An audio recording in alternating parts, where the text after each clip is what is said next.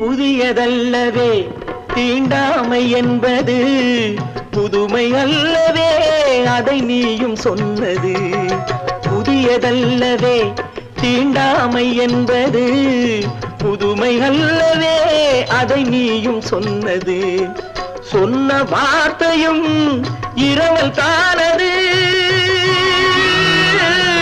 சொன்ன வார்த்தையும் இரவல் தானது.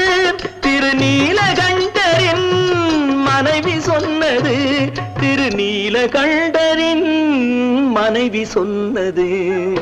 நிலவை பார்த்து வானம் சொன்னது, என்னை தொடாதே.